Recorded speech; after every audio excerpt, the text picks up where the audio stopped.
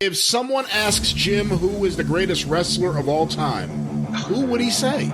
But you can't just say so-and-so was the greatest of all time ever at this. I don't want to toot my own horn, but toot. I may get the chair, but I'm going to kill him. No, I'm going to tell you what. I might just torture him, and then I'm going to kill him. He had great matches all the time with everybody, really, though. Let me be a mid-card wrestler. Let me just scramble around. Treat me like a piece of garbage. Feed me garbage. Let me tell you something. I'm hungry. I am really hungry. He doesn't like Colt Cabana. That's not a secret. Never in my sickest dreams did I imagine that there would be other people taking dives onto concrete floors, committing human suicide on my behalf. Like I'm the patron saint of the sick sons of bitches. Welcome to the patron saints of Six Sons of Bitches, your favorite semi-regular, greatest wrestler ever podcast. My name is Orchid Cugini of Violent People Radio and Live Laugh Lagerbomb, and I am joined, as always, by Colette Arend of Big Egg. How are you today, Colette? I'm doing super swell. It turns out that I made it 38 years of life with 4 wisdom teeth and won't be going much longer with those sumbitches. God said that's enough. Yeah, basically.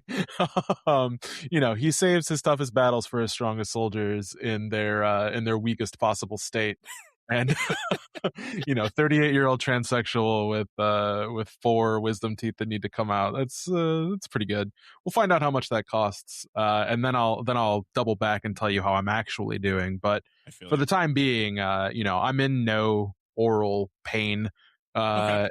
And it just seems to be more of a precautionary measure than anything. Just a very expensive precautionary measure because that's how healthcare is in America. How are you? How are you doing, Orchid? That is a great question, and I am feeling similarly normal. Both my parents passed away in the last 18 months. That is what it is when you're a trans woman from Staten Island, New York, whose family grew up Catholic and whose mother refused to use they them pronouns before you realize you were a woman. I found out last week that there's a lien on their house, potentially from the IRS, and thus, even though I am not the executor on their account since they didn't create a will, the house is in foreclosure, and I have been named in a lawsuit about that. So I'm doing fucking awesome. I couldn't be happier to be here. Hell yeah.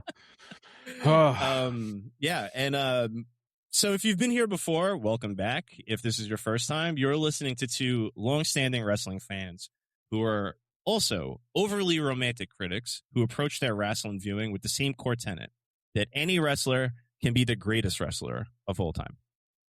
So once an episode, we pull a wrestler at random and build a case for him. And this week, our subject is Spider Mariko Yoshida. Did I pronounce her name correctly? Did I get it right for once? You got it. Yes. You nailed it. All right. We're about 4 minutes in. I've yet to make a mistake, so let's see how long that goes. Mariko Yoshida is our subject this week. She debuted in All Japan Women's Pro Wrestling in 1988 and stuck there for a bit, remained the mid-card or lower throughout the entirety of her career, had a lot of lucha libre influence in her early style, which, if you're familiar with Old Japan Pro Wrestling, doesn't really make her all that unique. And she was definitely someone who was overshadowed by some more dominant personalities and arguably better workers, especially at the time, like Bull Nakano, Kira Hikaru, Aja Kong, Manami Toyota, and a slew of others, until the owners of All Japan went bankrupt in 1997, which led to a pretty significant talent exodus. I think they lost 14 members of the roster, all top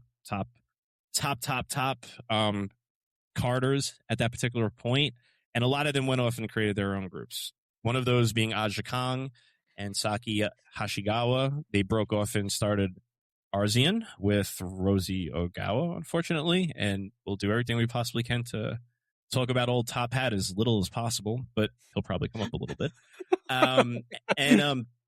When they left, they also decided they're going to make Yoshida their head trainer, for reasons that, if you were a regular viewer, might not have been entirely clear.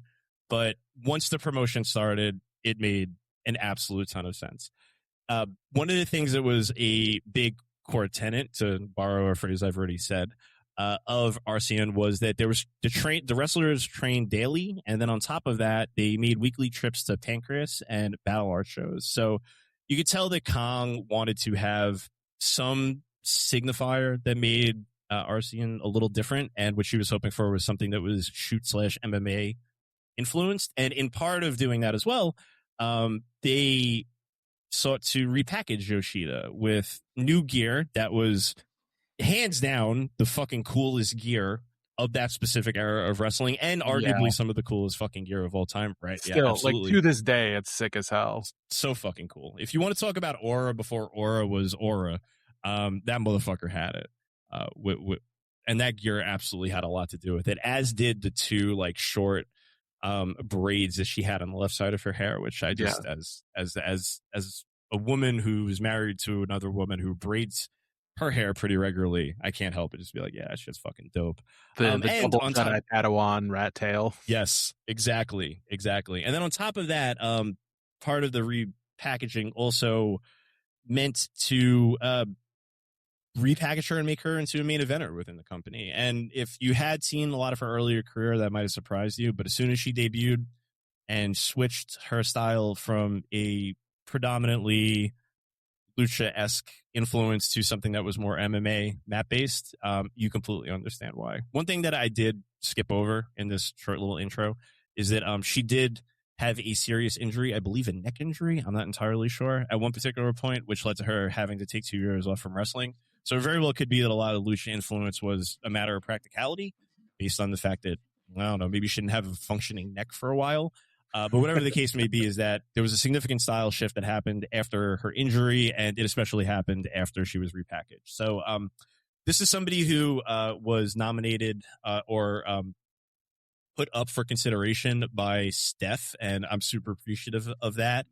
If you guys are a part of the Violent People Discord, you know Steph very well. He is, quote, the main character of the Discord, which I'm sure most people in the Discord think about themselves, myself included. But one of the things that Steph does on top of that is he writes a blog called Fujiwara Smirk, which I'm a very big fan of. He's been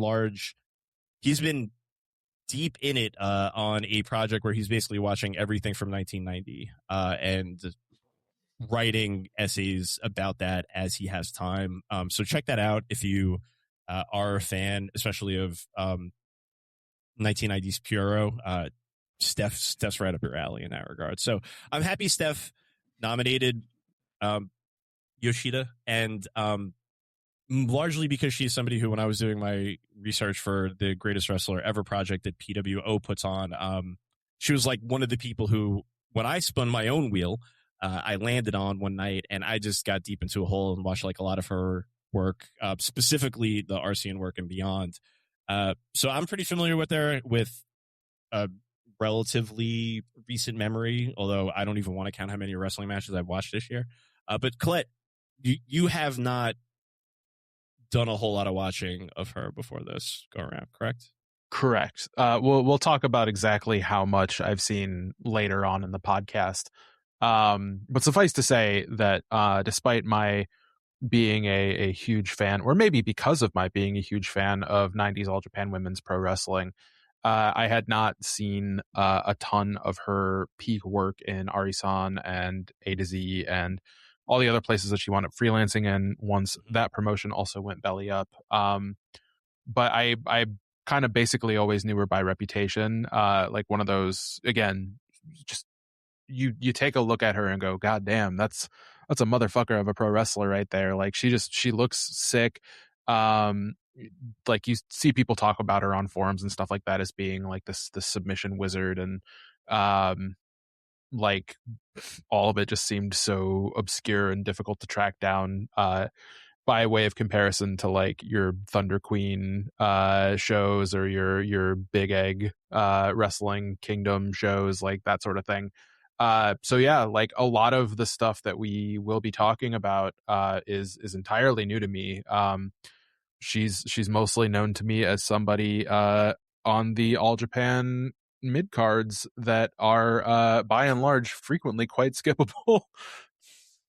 I'm glad you said that. I think a lot of people might find this blasphemous. I know I know I'm going to piss off at least one person because me giving a Hokkaido rated match a 3.5 stars seemingly was enough to raise the hackles of this one specific moderator of the PWO forum. But I do find a lot of these tags to be like kind of mindless and meandering. Some of them are cruel, don't get me wrong, but I personally think that there's a level to them, and they're definitely helpful when you're like having exercises like what we're doing when we're building cases for specific wrestlers. But yeah, you have I think to love like, the style. You have to love the style. You do. Because they're pretty formulaic. Like they don't have, I don't know. There's not a whole lot of variance to a lot of them. It's get heat, hold the opponent off, hit your finisher 2 or 3 times, and call it a day. Yeah. I mean, it's kind of similar to like at my peak of being a fan of New Japan Pro Wrestling, I watched every single Road 2 show, which meant that I was watching a lot of 6 and 8 man tag team matches that like, you know, in my head, I could make this like grand case where like what was happening from match to match was that like, you know, Tomohiro Ishii was figuring out how to best account for like Hanma's Kokeshi, when the answer to that question is just move the fuck out of the way of the big dumb guy's headbutt. Or like, you know, there was like a special significance to Kenny Omega wearing like the day off pants or whatever. But that's the kind of shit that you really get into like when you're obsessed with something. And you know, All Japan is something that people were obsessed with. And I think that a big reason for that was because, you know, one of the arbiters of taste in Japanese wrestling in the 1990s, Dave Meltzer, like was a complete show watcher and like doled out ratings to people who were like seeking to grab this stuff on tape from people who were trading or selling tapes that were otherwise very hard to come by. So like, you know, if you were watching wrestling in 1988 and you weren't much for the style that was being presented on WWF or Jim Crockett or, you know, pick an American territory of the time, one of the stragglers, and you saw something like an All Japan Women's Pro Wrestling mid-card tag match, like I could see how that would be incredibly mind-blowing stuff. It's fun, but it's fun in a background kind of way. Yeah, completely. Like it's very much like my obsession with like WCWC shows, where like I'll look up and see someone doing something really sick for about 10 seconds and then it's over, and then like Dusty Rhodes will start talking about Hulk Hogan again, kind of thing. Yeah, and my comp for that personally would be like I loved AEW Dark. Like, to me, that was like the best thing that fucking company ever did. And a lot of it was because it was just completely vibes watching. Like, I could put it on while I was like reading the book, doing some chores, something like that, and look up and like see like a really cool, like, you know, like 7-minute match.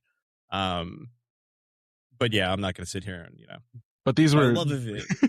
But by contrast, these were like 5 and sometimes 10-hour long shows. Exactly. And yeah, so we're talking about like, you know, 20-minute long matches. And we did watch one 20-minute long match, or there was one 20-minute long tag match on the syllabus. And I think that like this is kind of like a good entryway into like our first real major talking point. And if y'all don't know, like, we're not a podcast that's afraid to, you know, like lift the veil. We got a fucking run sheet. So we're fucking organized this week. Fuck yeah.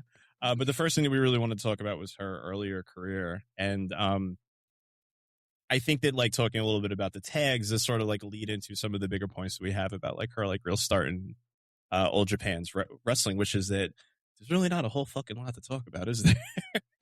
No. I mean, I think that like there's flourishes here and there of something to talk about. For me, like I think that particularly is clear in her later singles matches in like 96, 97, where like you're starting to see not just like the Lucha Libre influence, where it's like topes to the outside or like springboard moves or like her fancy little corner knee thing that she does for a while.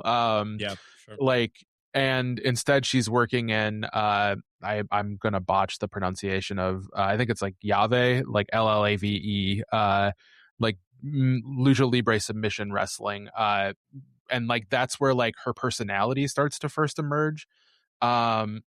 But for the majority of her AJW career, despite winning like championships here and there, mostly the sort of championships that point towards this being a wrestler to watch for in the future, that sort of thing. I would say that like her role in wrestling is to be the opponent upon or off of whom another wrestler's superstardom is reflected. She is there to get crushed by larger wrestlers. She's there to show off the more exciting moves of a smaller wrestler like Chaparita ASARI. And she doesn't get a lot, even though she has like some cool moves. Like I do like her rebound knee thing that she does. She has this really cool move, like it's basically just a pop-up gut buster. Like she'll like toss someone up in the air and just drop them on her knee, which I think Dean Malenko also did something similar in WCW at the time, but like it's nastier. It always feels nastier in joshi than it does in like American cruiserweight wrestling for whatever reason. I don't know why. Probably, sexism in the sense that I hate men and want to give women credit for doing things cooler. And that's what makes this an interesting podcast. Yeah, yeah, that's what makes us different from all the other podcasts that talk about joshi workers. Well, you hate men. Right. Yes, I love men.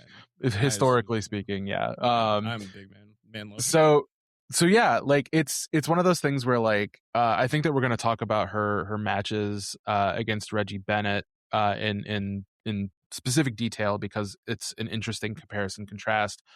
But I thought that the best stuff that we watched of her in All Japan was that Chaparita match, and also there was like a really fun match of hers against like Lady Apache, where I finally started getting a sense of her character because there's enough of the pre-match stuff where it's like she's kind of dressed like a sailor a little bit. And I was like, oh, she's a sailor. Like, that's cool. I get that. And like, you get to see like the air raid crash, like, which is one of the things that she's most famous for in wrestling, is inventing the air raid crash. You get to see that in action, but also you get to see her, like the mark of her as like a truly smart wrestler in the sense that she doesn't finish Apache with her finish. She hits the air raid crash and then applies the La Magistral cradle, which I think is like this exceptional touch at the end of the match that marks her as an extremely smart and well considered quote unquote technical wrestler. Like, she's not working in Olympic style. She's not working like straight up like shoot style pancrase or battle arts or even UWFI interpretations of what shoot wrestling would be, but she has an understanding of how best to trap her opponents in unreversible submissions and pinfalls, and I liked seeing that. But for the most part, I kind of thought she was sort of flavorless. Like I think that when you compare her, as you did earlier, to someone like an Akira Hokuto, who also went to Mexico and picked up a lot of stuff there, the thing that she is missing as compared to Hokuto is an edge. She doesn't have one. Completely. And it's kind of, it's like there's nothing sadder to me than watching like a talented wrestler who just doesn't have anything that's pushing them beyond the status of being a talented wrestler. So the inverse of a Julia Hart, per se. Sure. Yeah. You're going to have to put Julia on the wheel because it's been a minute since I've seen her work. That's okay. That's okay. I do need to pause you really quick, though. If you've listened to us before, you know that we have, well, not we, Colette has discussed at length sailor hats. And I'm sorry, but I need you to do this. We talked a little bit about Fred Ottman in a previous episode and his tugboat hat. And I was wondering if for the listeners, you could do a compare and contrast of the tugboat hat versus the hat Mariko Yoshida is wearing in her match against Lady Apache. And if you want to kick me, feel free to. No. I am more than happy to do that. So Fred Ottman's hat, his jaunty little sailor's cap, is the sort of thing that you would see on like a navyman of the 40s, like, you know, of the United States persuasion, just like this small little white thing that's, you know, not big enough for Fred's big ass head and body. I think you called it the Johnny Knoxville. It is the Johnny Knoxville Jackass #2 hat, where he, you know, because they did a lot of stuff on a naval ship in Jackass #2, most of which got cut from the first version of that and didn't make it in out there until Jackass 2.5. So he's just wearing a sailor cap for some reason. Tugboat's wearing a sailor cap because he works on a boat. But the cap and the kind of boat that he works on are incongruous. By comparison, what Mariko Yoshida is wearing is kind of like a Captain Hook / Sky Captain in the Pirates of Tomorrow style, like mega flourish, like silver, like point in the front, feathers coming off of it sort of thing. It's not quite a pirate hat. Like, she doesn't look evil or like Kairi Sane, but like she does look it's somewhere between like a TWA, like airline stewardess of the 60s, and a swashbuckler from like an Errol Morris film. It's or Errol Flynn, sorry.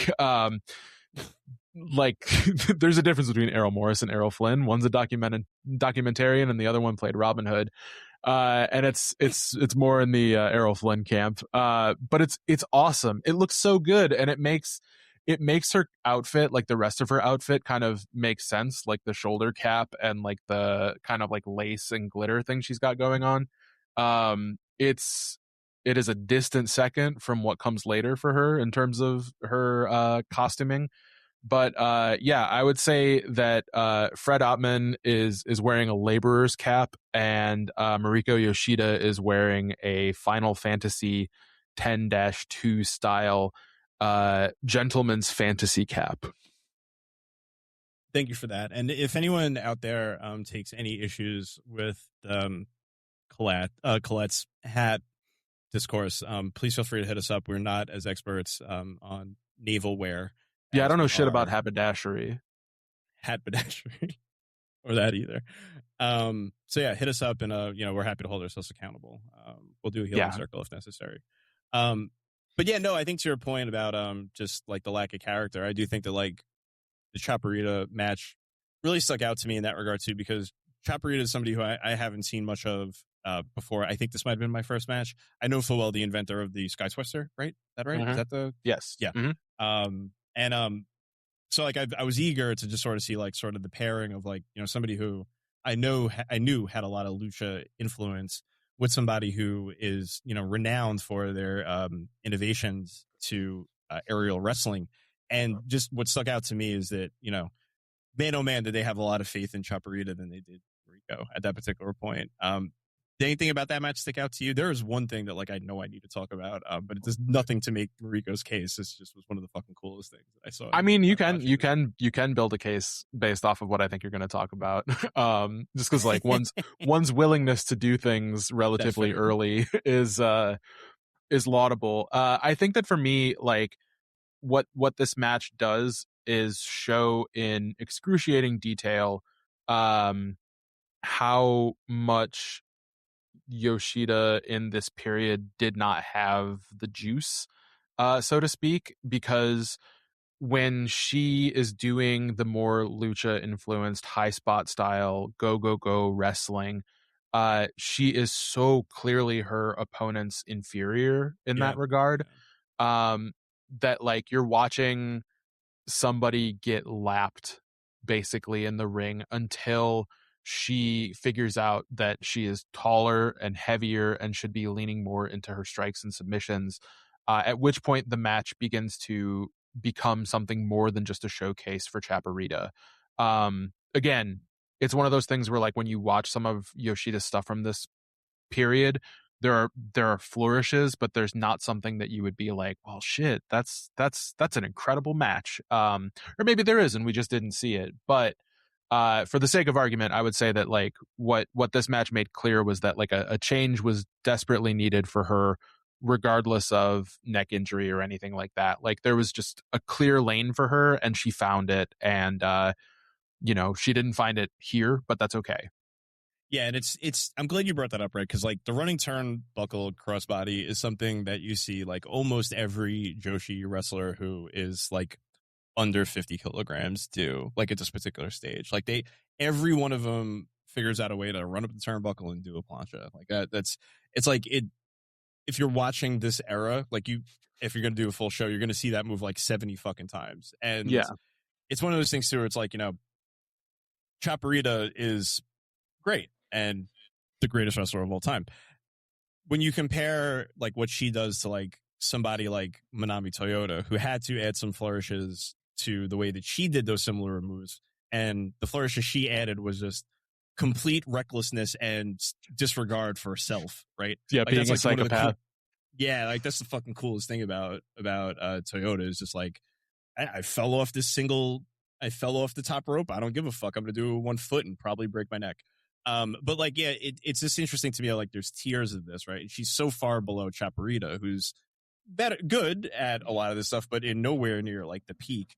And I think what was really interesting about this match to me is that, like, you could see that this was somebody who, like, recognized that they needed an edge, but didn't necessarily know how to, like, pull it off yet. And I did love, like, the bits of this match where, like, she's obviously getting outclassed in terms of, like, lucha libre style. So her response to that is to take this to the outside and try to crowd brawl. Like, whether or not she's successful at it, who fucking knows? But, like, when I was watching this match, I was like, maybe like 6 or 7 matches deep at this point. I was just kind of like, fucking finally, something different.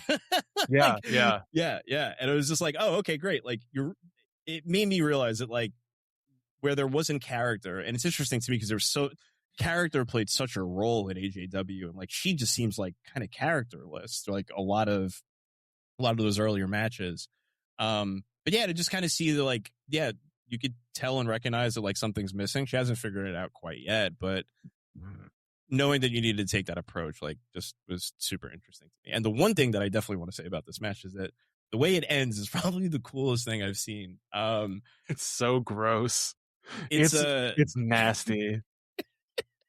I wish it sounded worse, but what it is Chaparita is on the top turnbuckle and hits Yoshida with a Hurricane Rana, but instead of doing a flip, Yoshida's head just drives directly into the fucking head. Like, straight. Yeah, her head goes from 12 to 6 on right. Yeah. on a super diving Hurricane Rana, which I don't think that had been christened the Dragon Rana just yet. So, like, again, it's relatively new tech. Like, a lot of the stuff that you'll end up seeing in like mid 90s cruiserweight, strawweight, like, whatever, like, junior style wrestling is, like, people throwing this shit out, like, by the seat of their pants sort of stuff, and sometimes the results are awe-inspiring in a way where nobody leaves the arena with a stinger, and sometimes it's this, and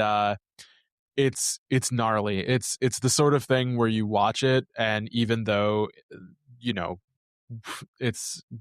we're so far removed from this happening, you still just go, oh my god, like, oh my god, like, I just witnessed a murder, and it wasn't intentional. Like, that's not the way the match was supposed to go, but it's a hell of an ending. It really is, and it is definitely it's why you use test and beta, right? yeah. Yeah, I watched that. I was like, God, I'm happy we figured out a way to perfect this, because that one looked fucking terrible. Pivoting into the Reggie Bennett matches, because you mentioned those before. I think, to me, like, that match of this era was the one that was, like, most interesting to me. And I mean, I don't know how familiar you are with Reggie Bennett. This was my first Reggie Bennett watch, but fuck me, that woman rock. She's awesome. She's so good. Reggie Bennett is so far ahead of her time for many reasons. The first one that came to mind though was that if she was around now as a wrestler, she'd be making like $1 trillion crushing watermelons on OnlyFans, like with her thighs. Like she has such a cool look, and she's so she's just fun. She has like a really fun energy about her that's like really tough to describe, because like her role is monster heel, but she doesn't come off the same way that like an Aja Kong does.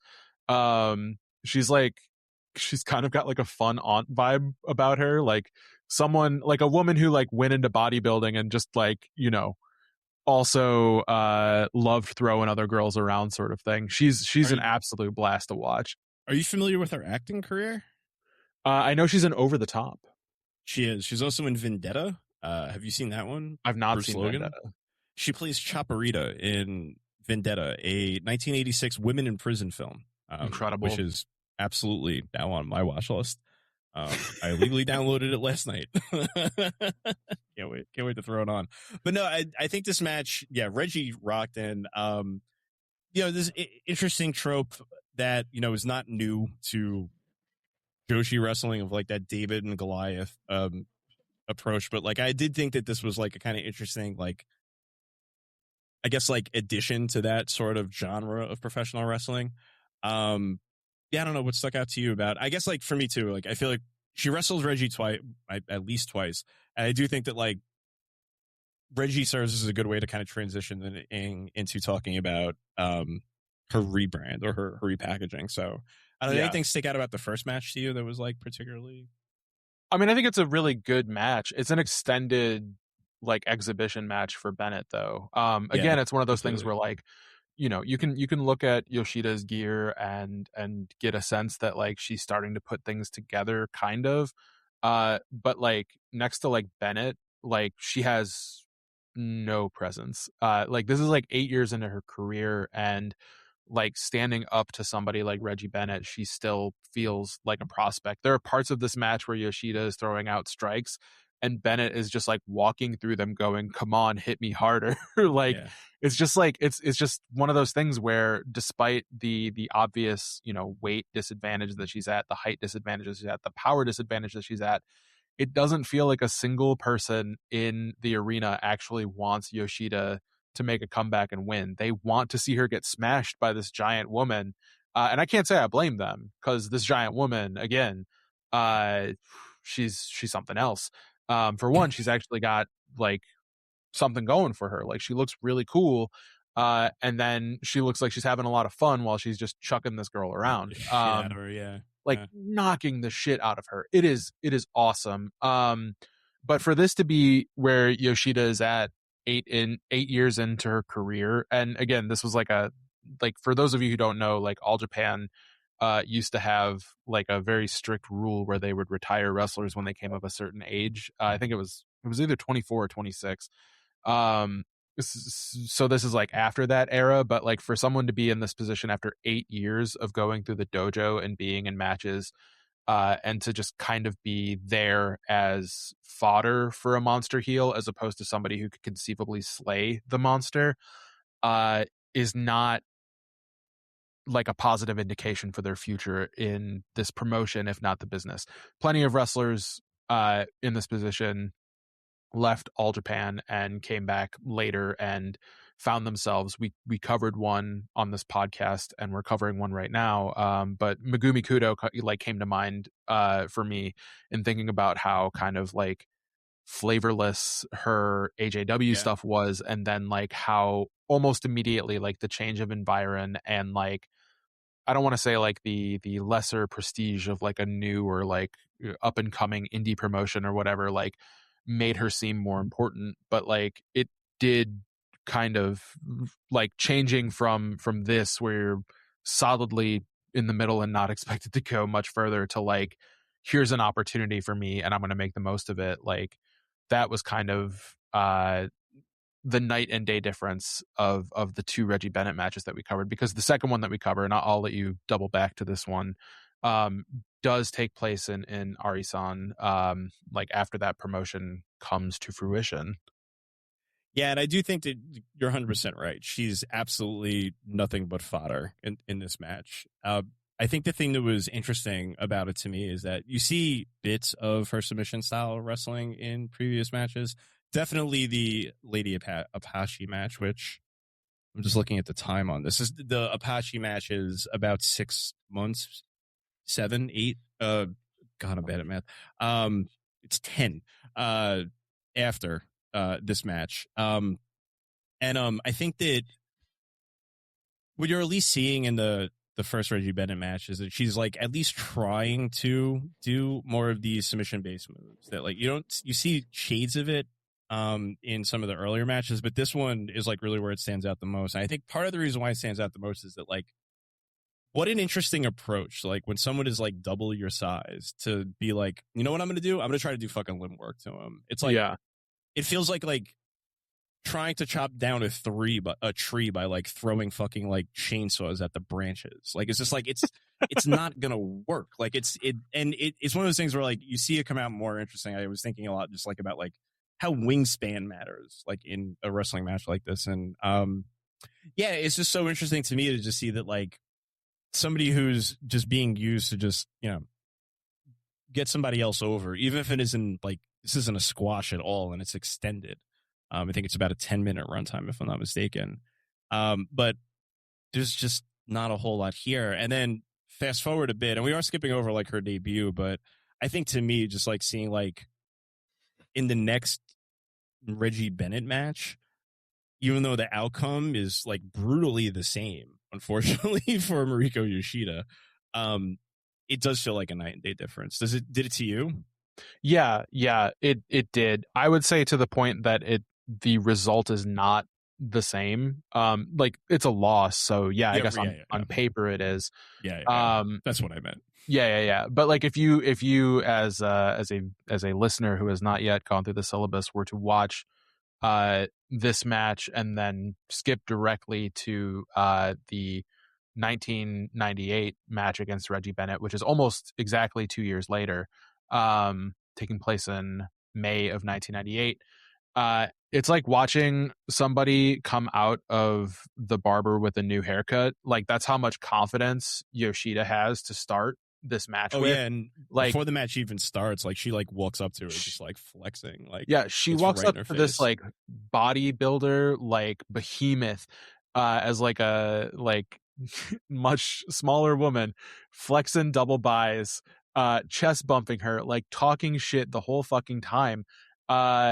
It is like night and day is actually verbatim in my notes. Like and the biggest thing is that like as opposed to Bennett just kind of running straight through Yoshida, Yoshida has become a problem that she has to solve. Yep. And it could not be more clear that she benefited tremendously from the absurd amount of extra training that she did in Battle Arts and Pancrase, because she was one of the people who was going to both promotions dojos, working with Minoru Suzuki, all that stuff.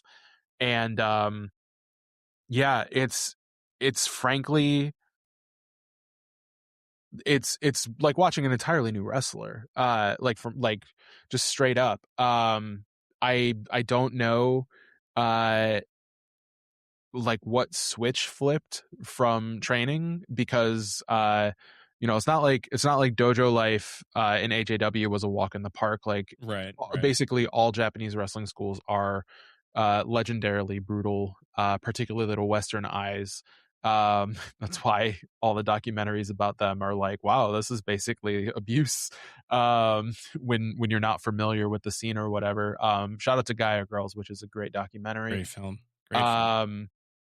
But yeah, like something just happened where like I would call it generously like a seeming lack of confidence from 2 years prior is totally erased.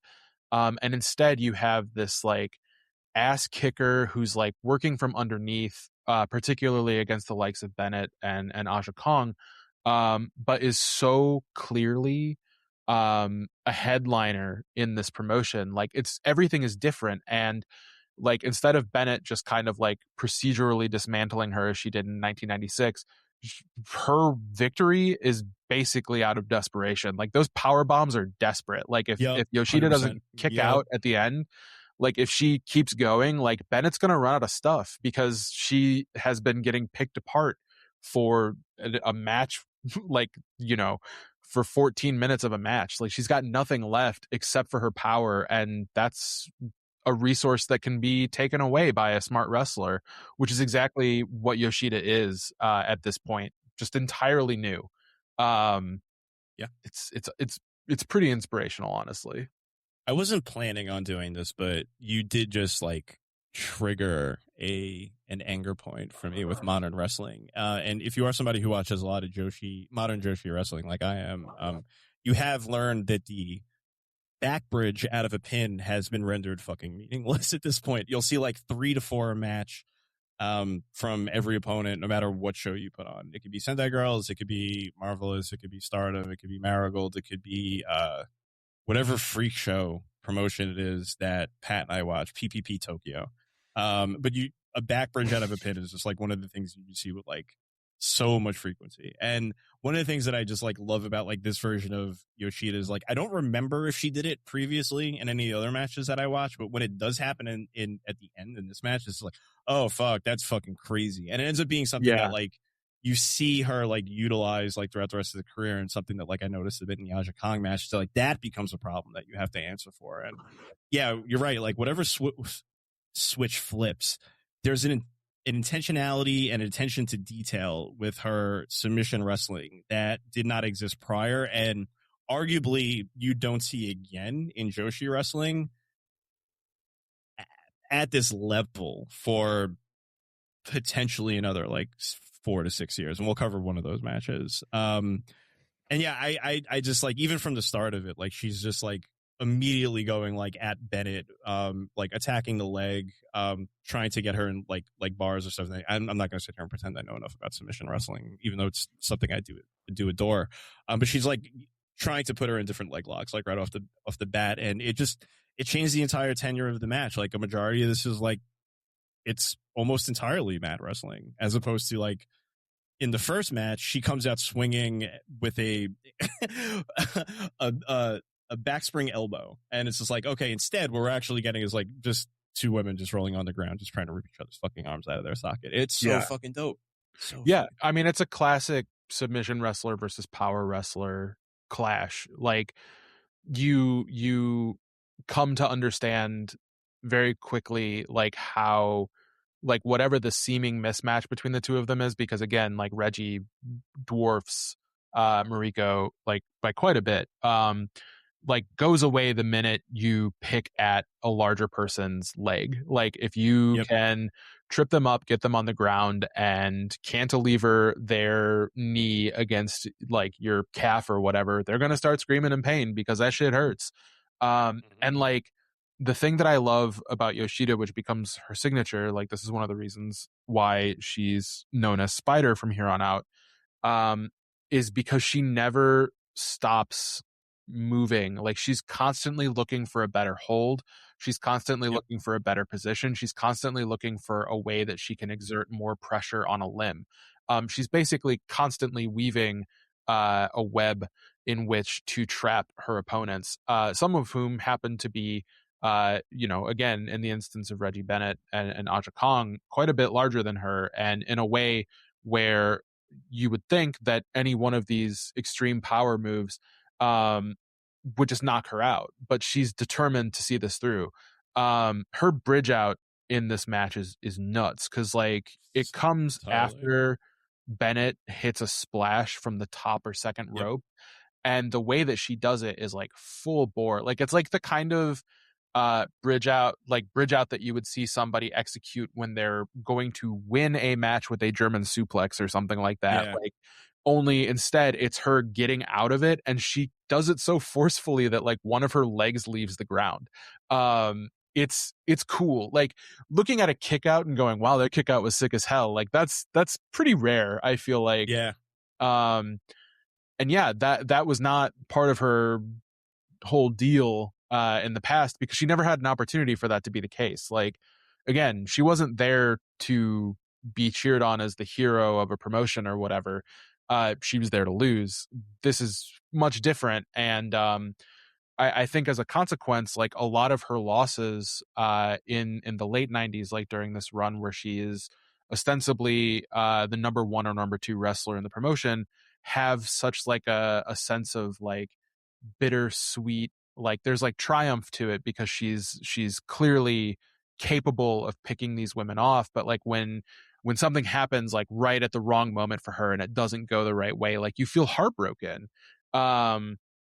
Which is a very surprising thing that I feel like doesn't get appended to many submission-based wrestlers very often.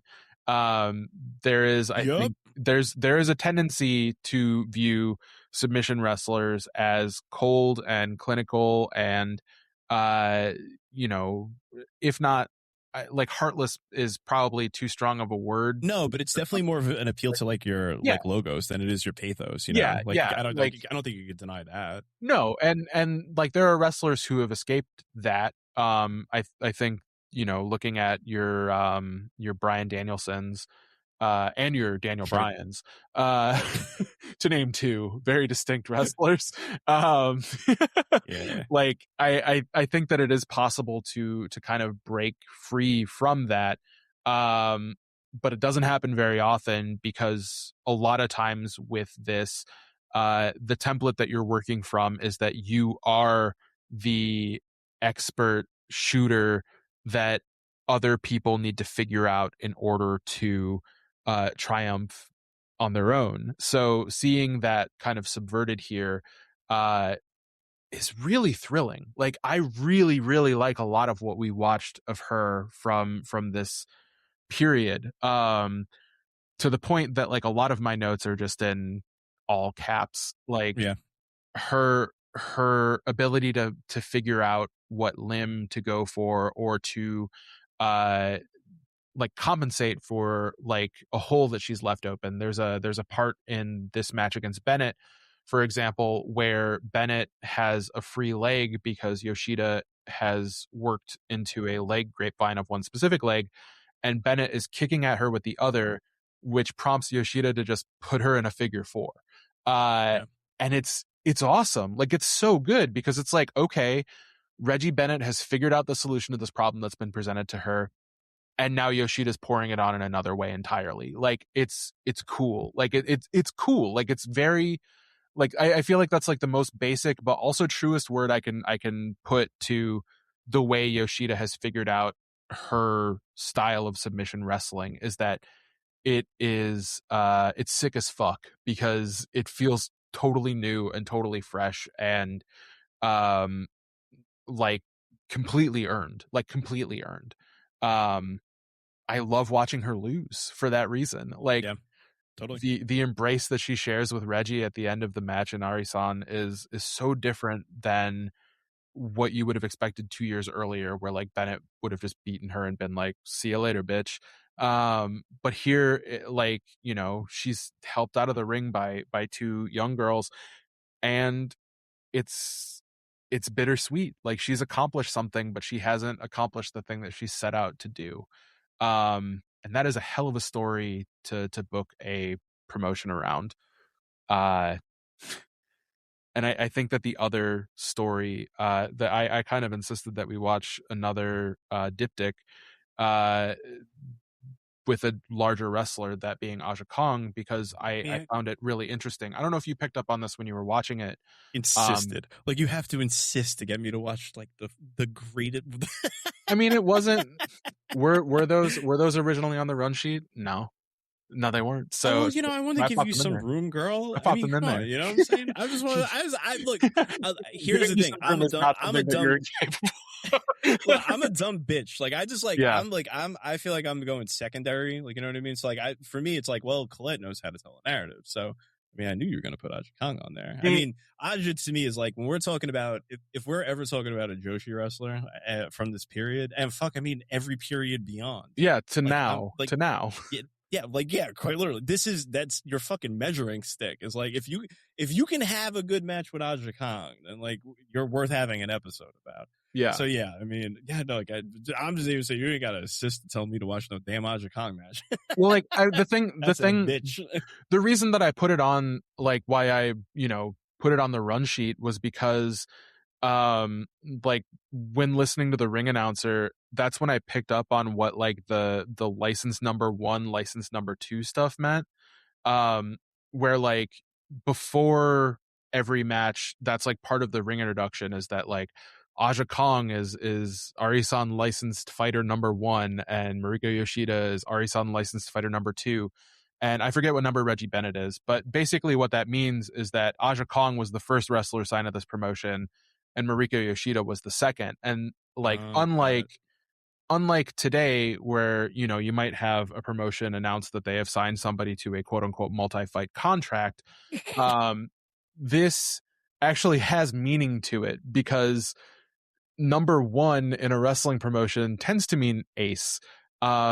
And for the ace of a promotion to be Aja Kong in 1998 is no small thing. And to be underneath her, specifically slotted as number 2, means that there is a built-in kind of friction between these two women that makes their matches seem immediately more important in 1998 than they would have been, again, 2 years earlier in 1996. Like the big fight feel coming off of the first match on the syllabus, the 6/21/98 match, is unreal. Like Joseph and I covered some Aja Kong when we did a month worth of Gaia stuff, like particularly when it came to cementing Meiko Satomura as a main event attraction in Joshi wrestling, which Kong was a huge part of. And this is not a podcast about Aja specifically, but thinking about those matches. In a way, every episode is about Aja in my heart. Thinking about those matches and then like thinking about this match, it's one of those things where it's like, I don't know if there are many wrestlers on this planet who are as skilled at elevating wrestlers to their level as Aja Kong is. It takes 2 to make that happen. You have to also rise to that level yourself as a wrestler. And many have. I'm not sure who hasn't. I don't know. But like watching her work Kong in these matches, like I didn't know what hyper visual fighting was, and then I felt like I kind of did. I still don't have a definition. I suspect that mine is probably different than the people who were promoting Arison as hyper visual fighting, which is theoretically one of the cooler things you can call wrestling. It's hyper visual. It might have something to do with like the fact that Yoshida is wrestling in gear that is like, at least 1/2 like latex rubber, which you can hear squeaking on the microphone in the second match against Kong, which is super crazy. But like Kong is so good in these matches at being like this bullying, domineering jerk. And I feel like in the 2 years between this and Yoshida's work in All Japan Women's Wrestling, like again, like that switch that flips means that like instead of cowering or being apprehensive about something like Kong challenging her to wrestle her Olympic style, getting down on all fours and whatnot, like Yoshida doesn't flinch. She just walks forward and kicks this like certifiable all-time great of the game directly in the face. Like, what the fuck are you thinking? Like, get up and fight me. And that is like what a great basis for a rivalry. Like, she's refusing to be bullied by this woman, even though in both of the matches on the syllabus she loses them cleanly. The second one is much quicker than the first, but like there's like her nickname, Yoshida's nickname besides Spider, was that she was the true heart of Arison, and I think that it is these matches that kind of Exhibit Y, which is this like never say die, like never stop fighting, never give up, like always look for the win sort of wrestling, that she truly excels at. Their dynamic is spectacular. I loved both of these matches, but I think that this one, the one from 1998, I think might have been I don't know if it was my absolute favorite of what we watched, but it's up there. It might be my second favorite, and some of that could be just because like I don't think I've ever seen any wrestler sell a punch as well as Yoshida sells Aja Kong's back fist, her Hurricane. Like literally like every wrestler who's ever faced like Eddie Kingston in AEW probably should have watched like the conclusion of these two matches to get a true understanding of how to look when someone hits you in the fucking head with the back of their fist. Wait, though, I gotta ask you something. I don't know if this is going to change your opinion of this, but based on Cage Match and my rudimentary understanding of Kaji, I don't think. What if I told you that first match was a time limit draw? Was it a time limit draw? It was a time limit draw. I think Cage Match has it as one. You're right. It is a time limit draw. You're right. You're right. Because Kong, like at the very no, it doesn't change my opinion because, like, if anything, it makes it sicker, right? Yeah, no, it does. I'm becoming a real fan of like the short time limit draw. Like last week we talked about Sarah Del Rey and Mercedes Martinez. And how much I loved that because it like laid out like a potential future between the two and for the promotion. And yeah, I'm sorry, I flipped to the end of my notes about the Kong match from the year 2000. It does look like a finish because Aja has her in an armbar. She doesn't quite have her in an armbar, but she's about to. And like the way that she's applying that armbar is to put all of her 250 or 60 pounds into Yoshida's side with her knee first before trying to separate her shoulder. It's gross. It's so gross. But it stops. Like the match stops because the time limit's up, and you really want to see. Like I feel like what I wanted was like, oh, I got to see this finish again and see whether or not like Yoshida can work her way out of this.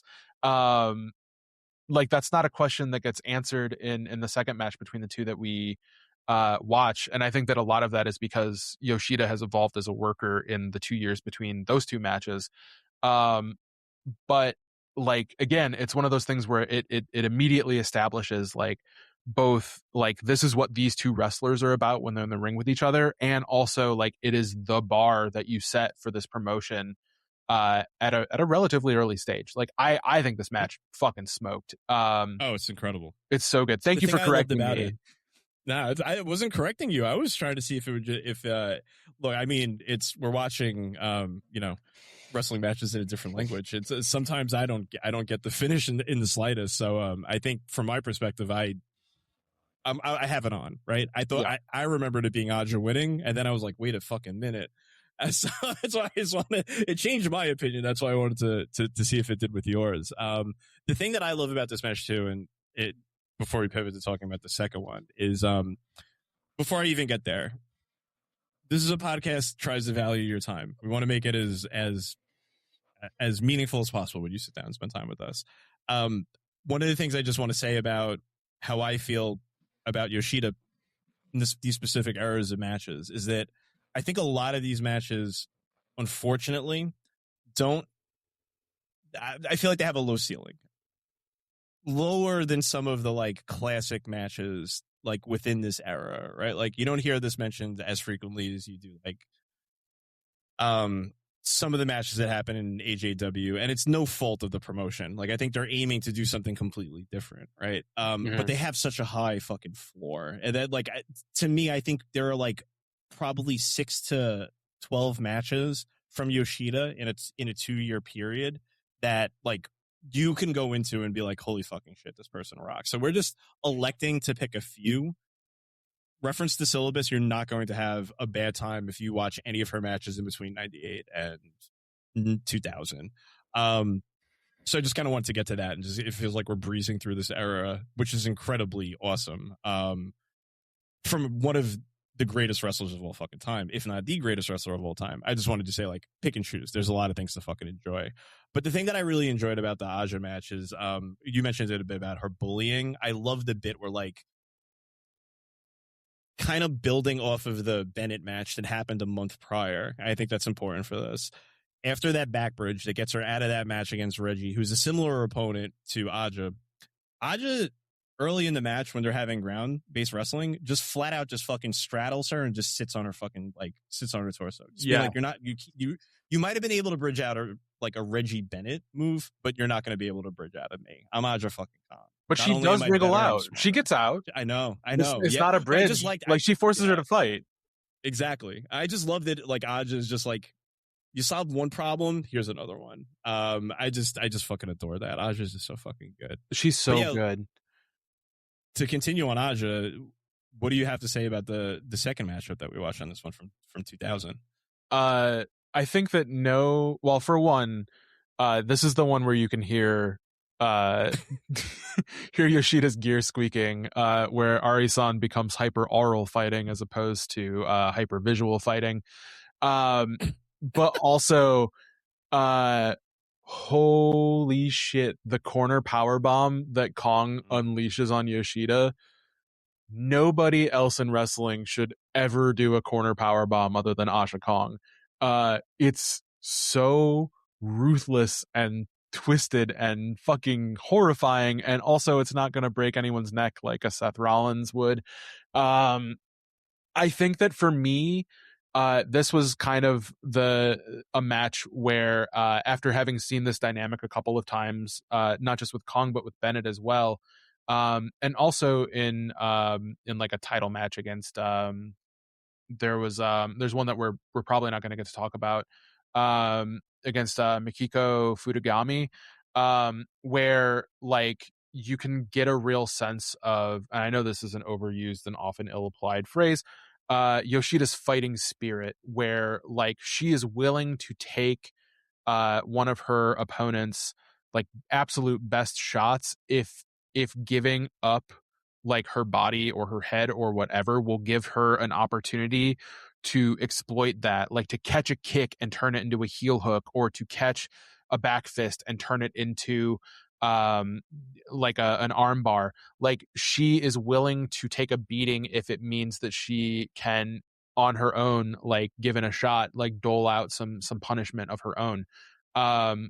She wrestles this match like an ace because she basically is. I fucking love watching her work Kong's neck and shoulders in the second match.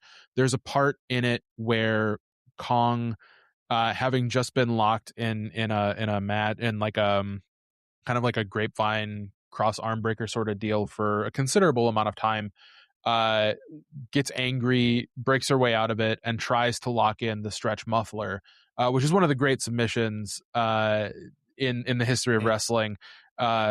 Frequently people say that Brock Lesnar has the best one, the Brock Lock. That is not true. Again, I'm going to have to give this one to Asha Kong, because like she just doesn't fucking care. She's out there to break bitches, but she can't in this instance because her neck has been so thoroughly worked on that trying to crank Yoshida's leg over her neck hurts her more than it hurts Yoshida.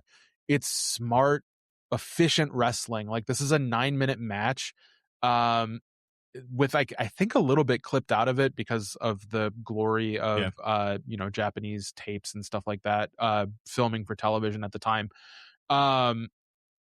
Like it's after one of her first runs as the champion of the promotion as well, and like you wouldn't expect a match of hers to go less than 10 at this point, but it does, and it does so in a way that is convincing and takes none of the shine off of Yoshida. This match was as much hers to win as it was ultimately to lose, and that's quite an accomplishment to be able to figure out that style of wrestling in that brief a span of time. I really liked both matches. I thought that the first one from '98 was better, but that's because the finish was so much more unexpected. I don't know. Like I want to see more from both of these women, like wrestling each other. I think that they're great natural rivals, which is like Kong has so many great rivalries. But in these first two exposures I've had to this particular one, like it made me feel feelings about pro wrestling, and not necessarily the ones that Rossi Ogawa intended. All right. One cool thing.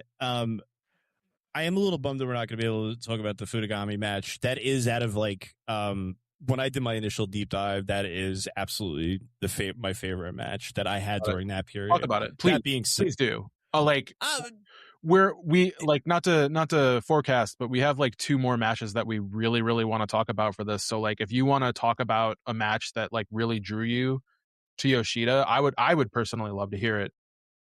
I'll say a few things about it, but before I do that, I just kind of want to like raise your attention to something else that I think you're going to be really interested in hearing. So these two had 5 matches against each other total.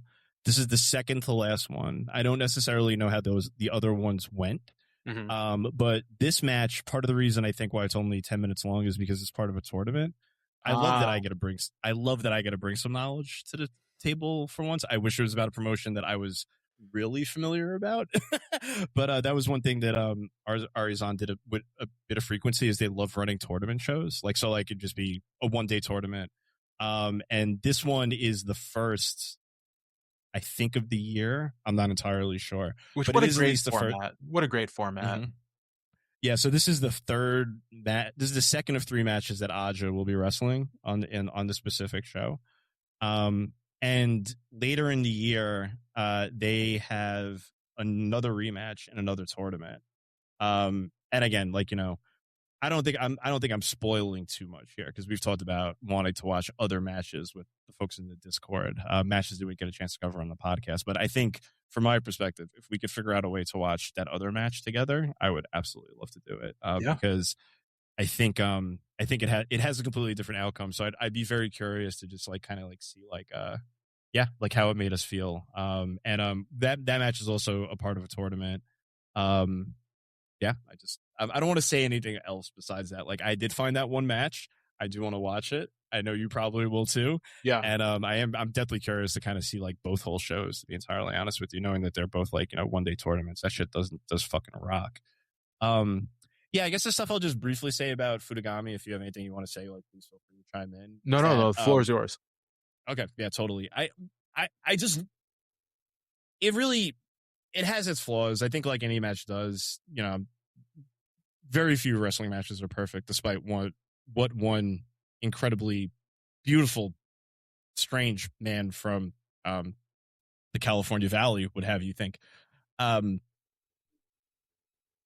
What I loved about the Fudagami match is just that it's just kinetic in a way that just feels like it's like ahead of its time in many ways. Mm-hmm. It's not particularly like, I wouldn't say it's unstructured, but it's not overly structured in like a way that's like really like distracting. And I think one of the things that I absolutely love about it is just sort of the way that she kind of like utilizes counters. But for me, all of the watching that we're doing with Yoshida is really strong from an output case. Like, either she is on the receiving end of someone else's beating, or she looks fucking cool as shit. And I think that there are a few matches where I've seen where like it's obviously a worker who's below her, who she's elevating. And this to me is like the first match that you're seeing through at least my watch through, where she's actually making a pretty strong like input case. Fudagami just looks absolutely fucking beasted in a few places. There's one place where like Yoshida is like teasing an armbar and has hit it on her a few times. Like, there's just like such a foundation for her like wrestling style is like, I am going to work your arm, and my way to do it, my way to get you in the ground is just like try to rip your arm socket out of you, out of its hinge while you're standing. And then when I get you down, I'm going to start like on the mat. I'm going to start, you know, twisting her limbs in a lot of awkward and unusual places. But there's this sick spot where like Fudagami counters the armbar by just like rolling out of it, and then immediately just stands up and on one knee and just like slaps the fucking shit out of Yoshida. Just really just grabs you in a way. It's like, oh, okay, this is somebody who's like actually going to like pose a formidable challenge to somebody who is like the champ at this time.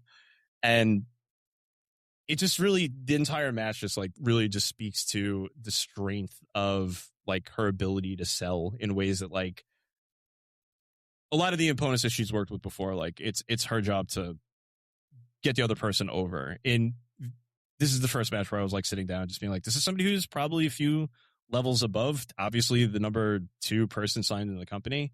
And she's actually going out of her way to like make somebody, like to elevate somebody, to like make them seem like a formidable challenge to her belt. Yeah.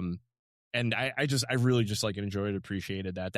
This match was like what solidified me putting Yoshida in my ballot. I think I had her like 93 or something like that. And, which, you know, anytime you're putting together like a list of 100 artists, like part of it's science, part of it's art.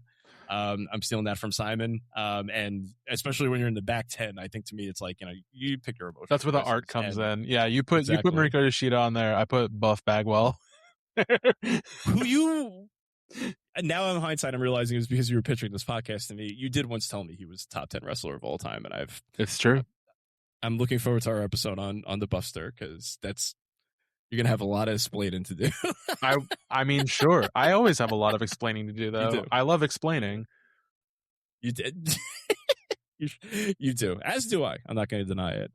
But yeah, absolutely another match I'd recommend checking out. But I think the one that like a lot of people celebrate, especially from her input case, and it's an interesting one, considering the wrestler's background, is the Fuji match. Is that where you wanted to go next with this?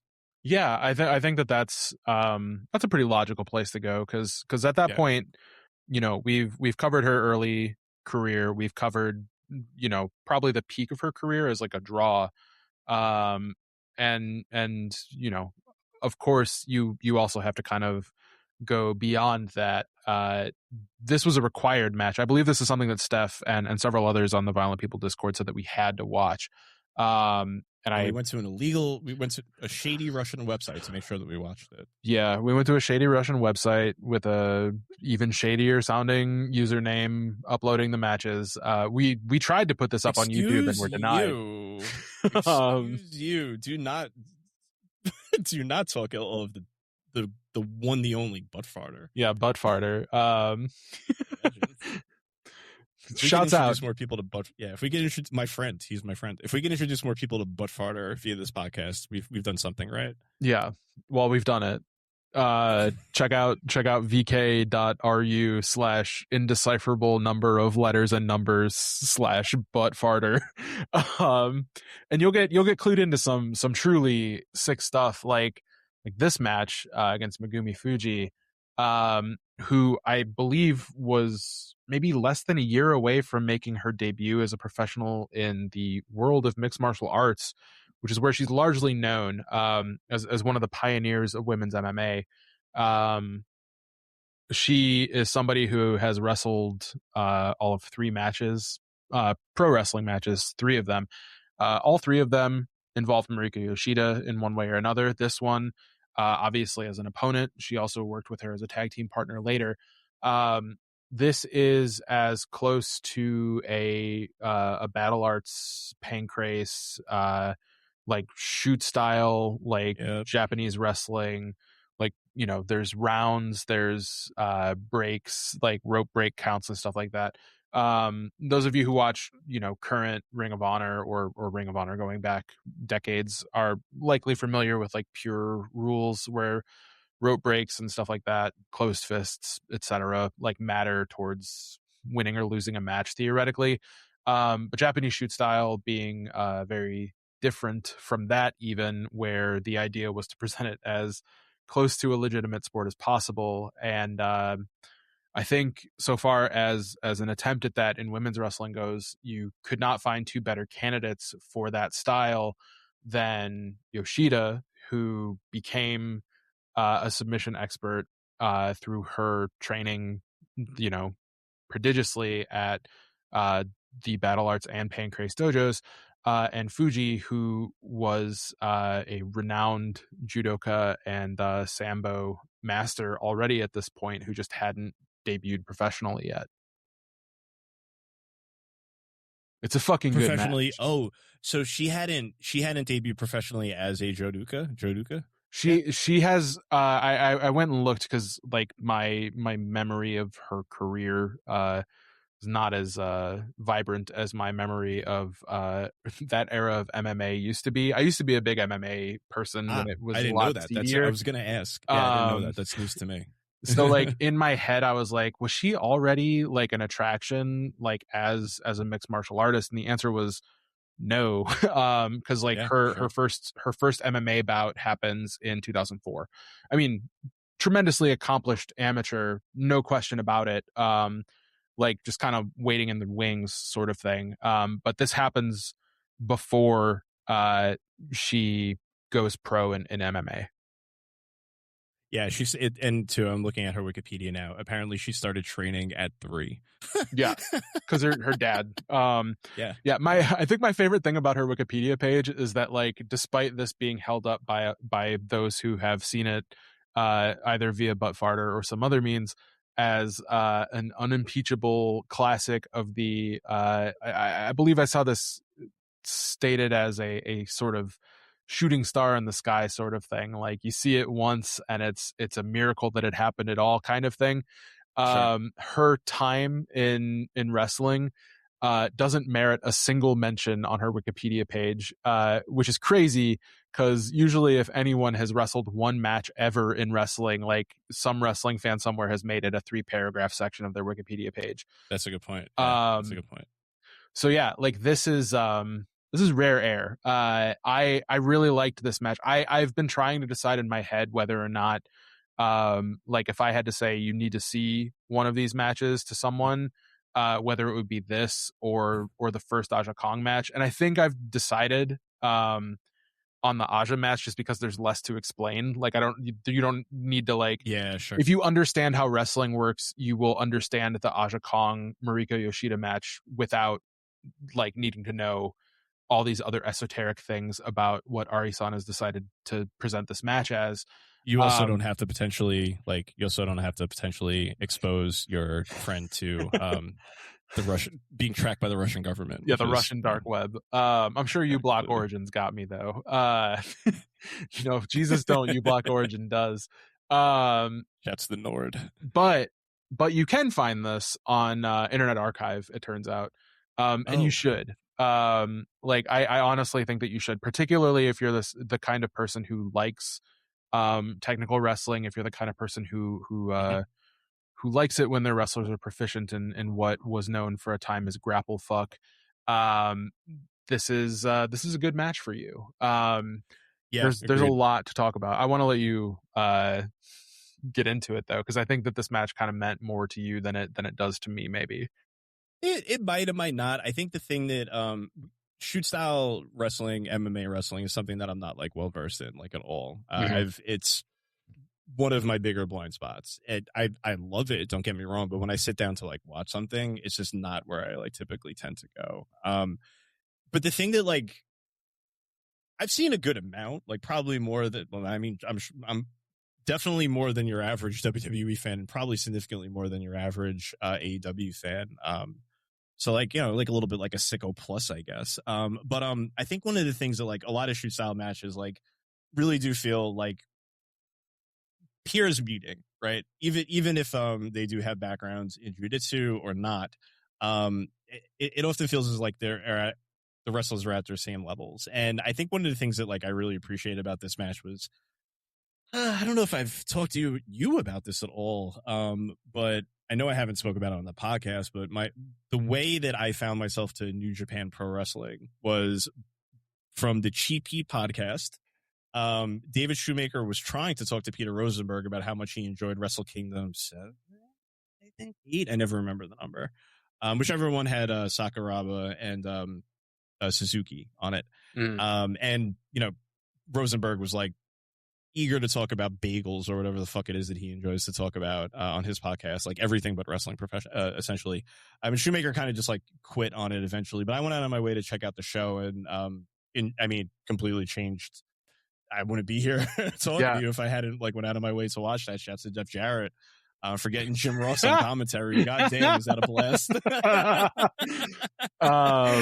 God, wow. You went from like describing the texture of a nightmare in that podcast to name checking like a match that I greatly admire.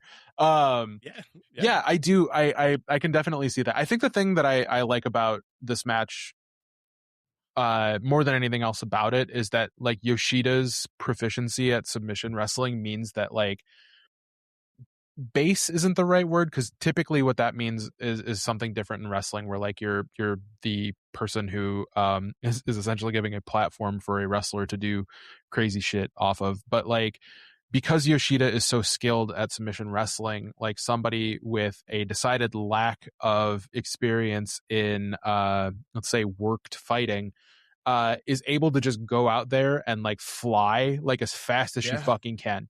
Like this match gets so fast. It ends not with a submission or a strike, but with like the purest of all wrestling moves, the fucking backslide. And it's one of the coolest backslide finishes like ever. Like there's like, you go back and you watch backslide finishes in the 70s that are like awesome, because like, you know, like Terry Funk and Jumbo Ceruto will be like struggling, like basically like winding themselves like the hands of a clock for like a minute before one of them does it. But like this is like lightning, like it's so fast. And it comes out of nowhere. It's very cool. It's exceptionally cool. There's a lot of really cool shit in this match. That like I do like shoot style wrestling a lot. But I think everyone knows that I like the fakest kind of shoot style wrestling the most.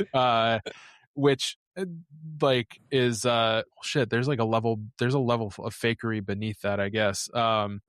And even beneath that, my favorite shoot style promotion is UWFI, which is way more pro wrestling than shoot. Yeah. Beneath that would be like I'm also a huge fan of the pre-deathmatch spectacle era of frontier martial arts wrestling, where Onita was booking himself against like judokas and Leon Spinks, the heavyweight champion of the world. And then everything else beneath that, from like Bloodsport to like Brawl for All. I'm sure there are like charms to it or whatever, but Brawl for All was actually sick. I take that back, and it's got no place in this conversation. But all of that shit smokes Bloodsport. Fuck Bloodsport. Terrible. Terrible concept for a show. That was such a fun process for me to like sit here and like listen to you remember like where to put Bloodsport, right? At the bottom. It's at the bottom. It's at the fucking bottom.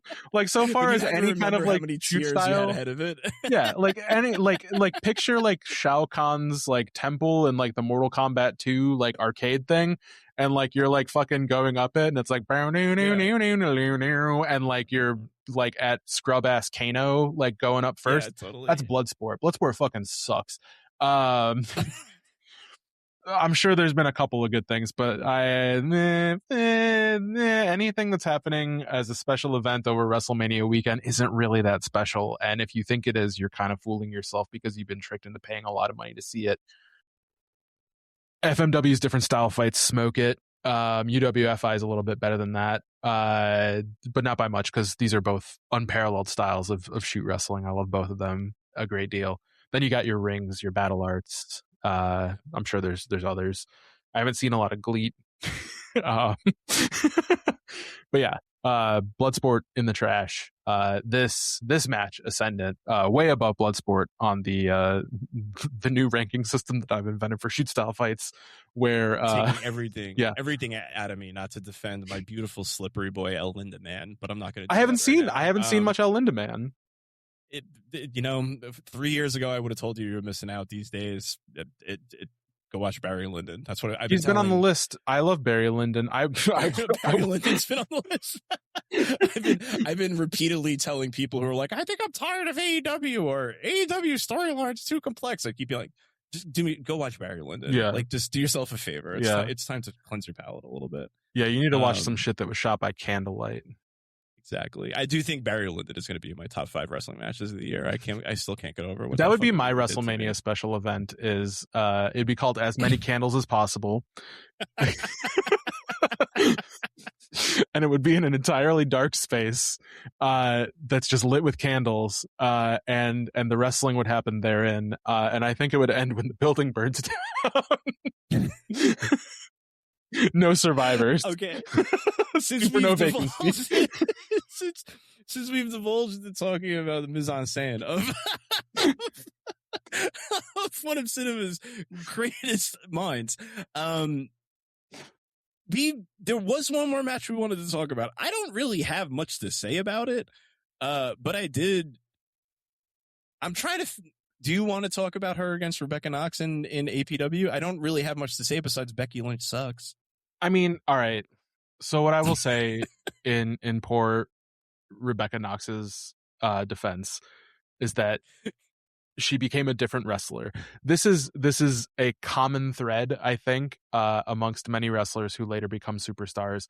In 2006, Rebecca Knox gets like a mega concussion or stinger or something in a match in Germany, and has to basically take 6 years off of wrestling before she comes back, and is almost immediately signed to NXT.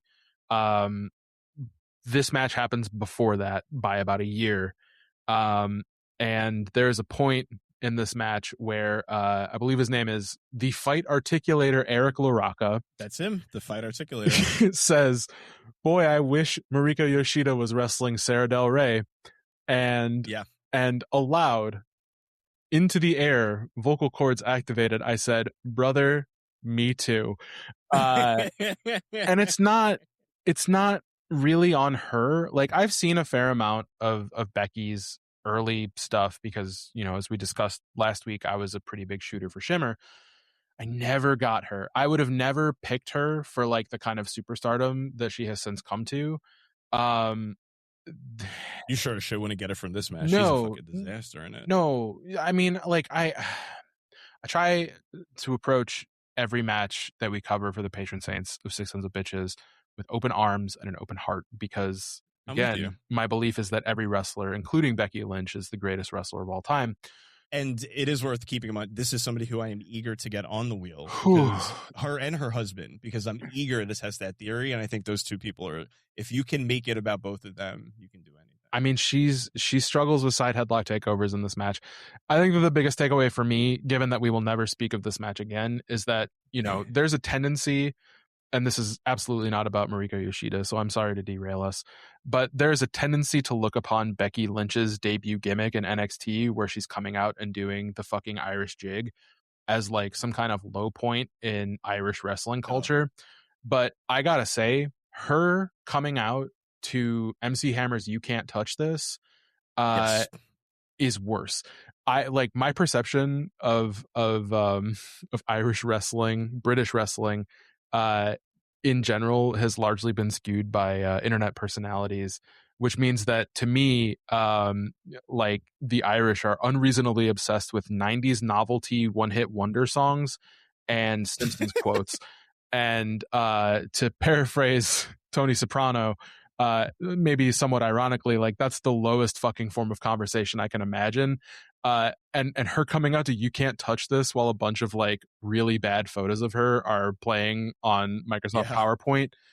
I felt so bad for her. I just felt terrible. Like, I was like, this will go down on your permanent record. It turns out that it did not. Like, I feel like, you know, a lot of people have seen this match according to YouTube.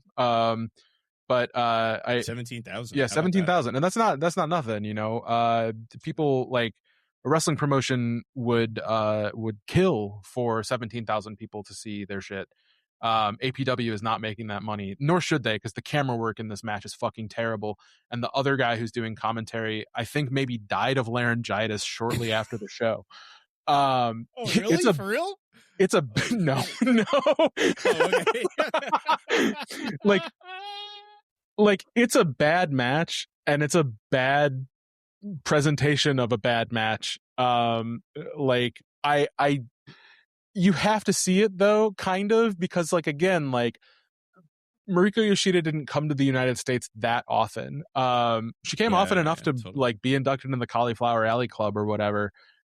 She also wins with like with the DD pancake, like Diamond Dallas Page's like double underhook, like face forward tombstone thing, which, like, she does a lot of. They call it a pedigree, like an Arison, because, you know, Triple H was well on his way to being the worst Intercontinental champion of all time, if not the worst WWF champion. So you go with the guy whose move is, you know, more famous when you're calling it something and it's not the wrestler's finish. But if you want to see the glorious DD pancake win a match, you can skip to let's see here. You can skip to 1442 and save yourself a lot of agony. I love the DD pancake.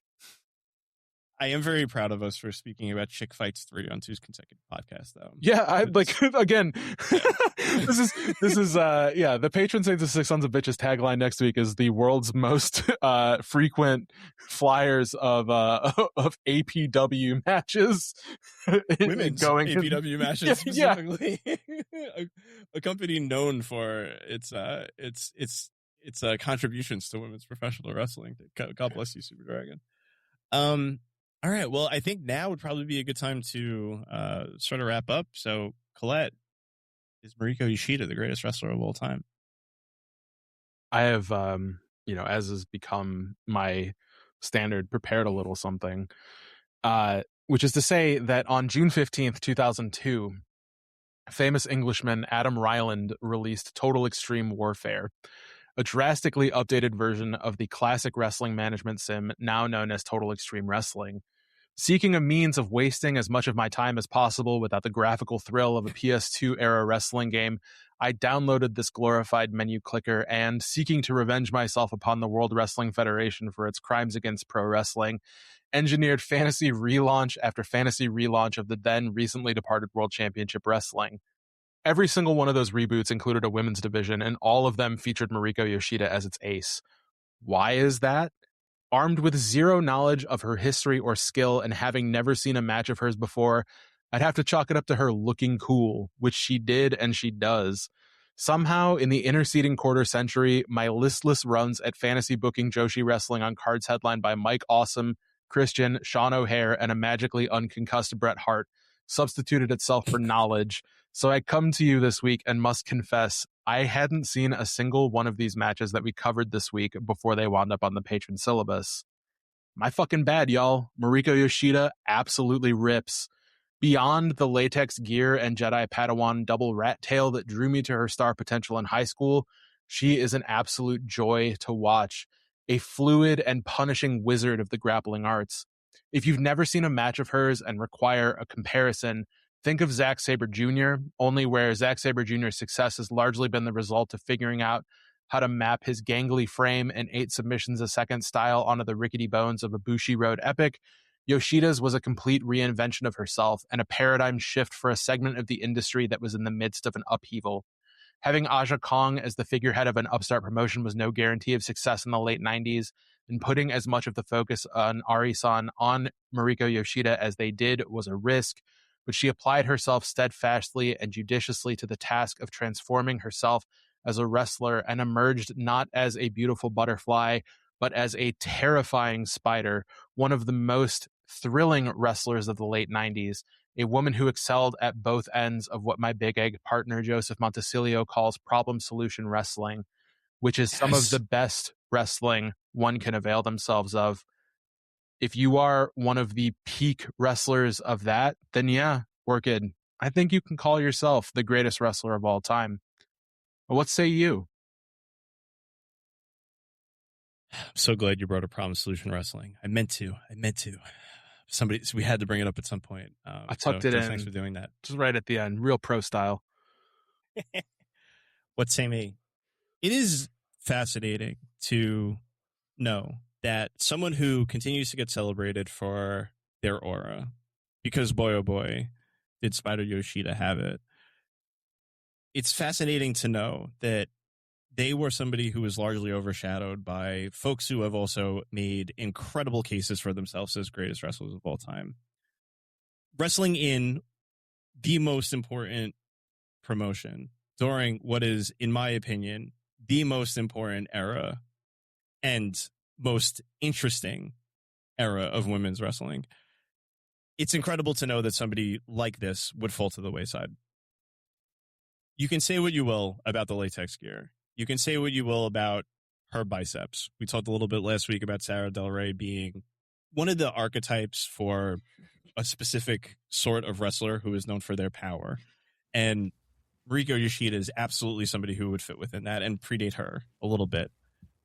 Because this is somebody who absolutely utilized the double bicep pose to fascinating degrees in ways that probably titillated men and women alike. And as important to note this is somebody who the lesbian wrestling community absolutely loves to frequently post images of when they talk about who the coolest wrestler of all time is. I think having an appeal like this is what gets you in the door. But what keeps you in these conversations is being as fundamentally sound and able to engage with the audience in a way that is as interesting as Mariko Yoshida has done. As I mentioned earlier, or as you brought up earlier, a lot of the wrestlers who get remembered in these sort of conversations are able to do so because of the emotional appeal that they make to their audiences. And a lot of the times, the ones that appeal to their audience's logic don't tend to get celebrated in the same way, shape, or form. I do think this is one of the few wrestlers who's able to kind of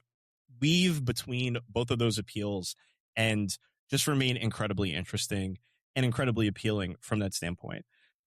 So say this is somebody who had a great bit of aura is undeniable. To boil down their appeal to solely aesthetics is to completely overlook what was one of the more incredibly fascinating 2-year runs in all of Joshi history. This is somebody who remains important. To your point, resembles some wrestlers who are incredibly popular, but was able to do so in a way that's a little less showy. I absolutely think Mariko Yoshida is the greatest wrestler of all time, and I am thrilled that Steph put her on the wheel. Yeah, thank you to Steph. Yeah, she's great. Mariko Yoshida's incredible. You know, like, the mark of a great wrestler to me is when you're watching a match of theirs, and not only do you not want that match to end, but as soon as it does, you immediately want to watch another one. And I found myself in that place with Yoshida multiple times during this week where it's 1:30 in the morning and I've seen her wrestle Aja Kong, and I'm like, well, shit, like, what if I stayed up another 7 minutes to watch her wrestle a young Ayako Hamada, like, kind of thing, who is another wrestler that I adore. And I will keep watching Yoshida.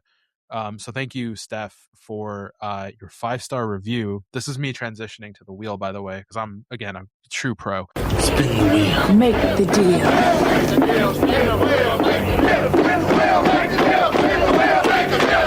Spin the wheel. Make the deal. Thank you for putting Mariko Yoshida on the wheel with your 5-star review of the Patron Saints of 6 Sons of Bitches.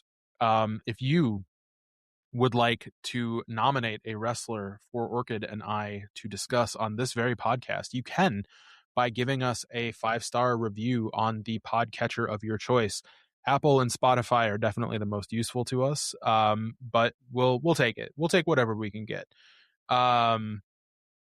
This week, we have 3 new additions to the wheel from 5-star reviews. Those include the 2 tag teams, our first couple of tag teams on the board, I think, unless the Briscoes were already on there, but I forget. I'm not looking at the page right now. The tag teams that we are adding are not of the caliber of the Briscoes. They are the Insane Clown Posse and the Nasty Boys, and they are joined by all-time curmudgeon Ole Anderson. Who I love and who is a member of one of my favorite tag teams with Stan Hansen. Truly a Gaiman's delight, that crew. Orchid, do you know who you're picking for the wheel this week? I think I do. Do you know who you're picking for the wheel this week? Oh yeah, I absolutely do. Do you want me to go first? If you absolutely do, I want you to go first. Okay. Well, I was inspired by Mariko Yoshida in this choice for the wheel, which is why I'm going with fellow wet look enthusiast Razor Ramon Hard Gay. Razor Ramon Hard Gay is being added to the wheel. Sorry, Mom and Dad, for being hard gay. One of the greatest to ever do it. I can't wait to introduce you to Hustle if you haven't seen it. And also the world of Japanese prank shows. He's a delight. Okay. I'll save it when we land on him. But you've been calling him hard gay for a while, and I need an explanation, and I'm not getting it tonight. So I asked you earlier. You brought. Okay, let me just cut to the chase. Have you watched any modern DDT? Define modern. Like the last 4 to 5 years. The empty Tokyo Dome match with where like Aja Kong threw out the first pitch. I saw that one. No is the more honest answer. Okay, sweet. I'm gonna go with Kazuzada Higuchi. Okay. Have you seen much of him before? I don't believe so. Oh yeah, okay, that's what I'm going with. There was somebody else from DDT that you mentioned that you hadn't seen before that I definitely want to get you to watch, but I think you would fucking love Higuchi. So yeah, that's what I'm throwing on there. I'm throwing on the Gooch, and also on top of that, the Gooch unfortunately did have to the Gooch. He's not the Gooch, he's just Big Gooch. Yeah. But he did unfortunately have to retire a few months ago due to a neck injury. So I feel like it's like a lot cleaner to just like let's just pick somebody who's no longer wrestling. But yeah, all right. On that note, I can tell you real quick, the HG stands for hard gay because that's what he says he is all the time. He says I'm hard gay. He very rarely calls himself Razor Ramon. He always calls himself hard gay. That's what he is. He's hard gay. He's a Leatherman. I guess I blocked that out of my childhood. Yeah. He is hard and he is gay. So he's Razor Ramon HG, otherwise known as Razor Ramon hard gay. He's on the wheel, which we're about to spin, and I hope we land on him. Fantastic. All right, here we go. Spinning it up. I love the wheel noise. Yeah. All right. I finally get a pick. Our next subject is about to have what is going to be a very controversial main event at Wembley Stadium. Kenny Omega. Yeah, I guess that will be a controversial match. Buckle the fuck up. I'm sure it'll be controversial for all the right reasons too. Yeah, so Colette, get ready to go long for that one, motherfucker. That sounds like a 2-spot at least. I think that's going to end up being a 2-spot. I'm going to do everything I can to try to keep the syllabus on that one reasonable. And one thing that this is talking shop, we'll have to figure out a new way to get a syllabus out there because I think a lot of the matches I'm going to recommend would get shot down from YouTube pretty quickly. Yeah. So that's another challenge that I'm going to have is figuring out how to compile this in a way that our listeners can watch along. Well, that's why you would go to patronsaints.club where we do post the syllabus. If we need to post outside links, we'll do it on those pages. We will do it. All right. Well, thank you very much for joining. We are as appreciative as our devotees as we are appreciative of everyone who lands on their neck for our sake. So looking forward to seeing you probably in 2 weeks and probably for a really long bit of time. Yeah. See you soon.